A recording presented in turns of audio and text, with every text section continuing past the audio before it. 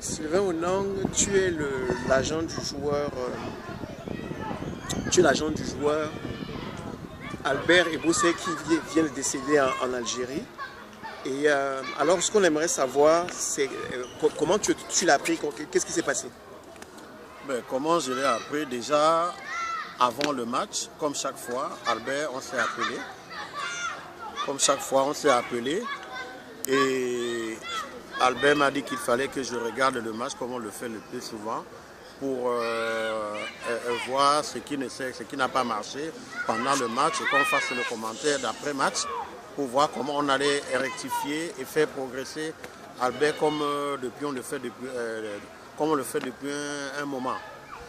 Donc, après le match, j'attends que Albert m'appelle. Albert ne m'appelle pas. Et aux alentours de 22h30, j'étais en voiture quand le grand frère d'Albert m'appelle et me demande j'ai pas appris le drame qui est arrivé. Je dis mais qu'est-ce qui se passe? Albert s'est blessé ou il y a eu un problème? Non, Albert est décédé. Je dis non, c'est pas vrai. J'ai parlé avec Albert avant le match. Il était 14h. Albert était bien. Qu'est-ce qui s'est passé? Il me dit Albert a reçu un coup sur la tête, il est décédé. Je lui dis non, mais c'est pas vrai. Laisse-moi appeler le président de la JSK pour confirmer. J'appelle le président de la JSK qui me fait comprendre que voilà, malheureusement, Albert Ebossé est décédé. Et je demande au président qu'est-ce qui s'est passé. Il me dit que dans l'échafaudage qu'il y a eu au stade, quelqu'un lui a jeté une pierre qui l'a tué. Je dis mais comment est-ce qu'une pierre peut tuer quelqu'un? On me dit c'est un pavé. Donc c'est comme ça que j'ai appris en fait le décès d'Albert. Albert Ebossé, c'est un joueur qui n'est pas très connu au Cameroun. Est-ce que tu peux rappeler en quelques mots qui il est et comment il a fait pour arriver en Algérie? Albert Ebossé, c'est un joueur qui a joué dans le coton au Cameroun. Un joueur que j'ai rencontré dans mes différents voyages, comme je le fais souvent, en observant le joueur. J'ai découvert un garçon qui était bourré de talent, surtout d'envie, et qui était très très professionnel. Donc c'est comme ça que, par le biais de journalistes du Canal 2, que je remercie d'ailleurs, je suis rentré en contact avec Albert. Et tout de suite, on s'est très bien entendu. Son grand frère aussi, Alex Bojongo. Donc, et Albert j'ai regardé le parcours d'Albert et j'étais époustouflé par ses statistiques parce qu'il faut rappeler que Albert a fait le coton sport de Garoua. Il est passé aussi par, si je me trompe, par Astre. Et puis il est allé en Thaïlande ou par Malaisie où il a fait 9 matchs, 9 buts. Et après la Malaisie, c'est comme ça qu'il s'est retrouvé en Algérie. Voilà. Il n'était peut-être pas très connu, mais il était sur le point d'être connu parce que peu importe le championnat où on évolue, marquer 17 buts en une trentaine de matchs, il faut le faire. Il y a quelques mois, en début mai, on avait parlé ensemble et vous me disiez qu'il avait été supervisé par Finke pour une éventuelle place dans la liste des 30 avant le mondial.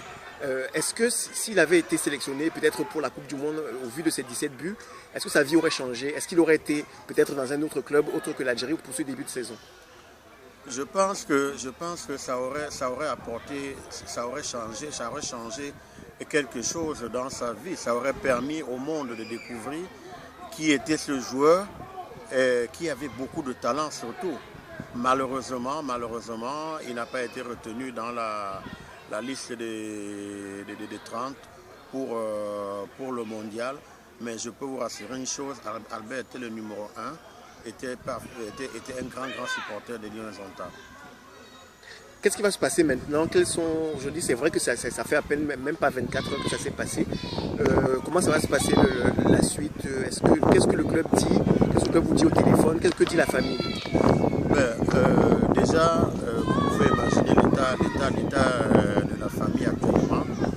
Tout le monde est effondré et moi je suis en contact avec le président du club pour organiser les obsèques d'Albert. Et déjà surtout, ce qui est le plus important, nous voulons savoir qu'est-ce qui s'est passé après ce match, Pourquoi est-ce que quelqu'un se retrouve dans un stade de football avec un pavé? Pourquoi Albert? Pourquoi Albert? Donc, au jour d'aujourd'hui, comme je l'ai dit au téléphone au présent, nous, ce que nous voulons, c'est on va se rendre en Algérie. On veut comprendre le pourquoi des choses.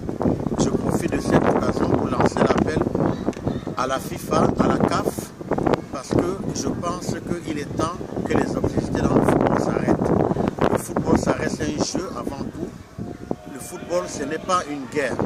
Je ne comprends pas comment un garçon de 24 ans peut sortir de chez lui pour aller faire un match de football, donner du plaisir aux gens et que ses propres supporters se permettent de le tuer. Moi, j'appelle ça, peu importe le nom qu'on dira, c'est un crime.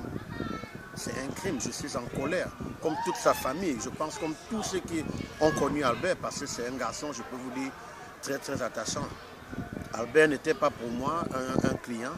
Albert était pour moi, comme beaucoup de mes joueurs, un petit frère. Un garçon toujours prêt à écouter, accepter les critiques, qui avait envie de grandir, qui rêvait de porter le maillot de son pays, le Cameroun, qui rêvait d'exploser aux yeux du monde. Albert avait tout l'avenir devant lui. Albert avec les clubs européens à ses pieds.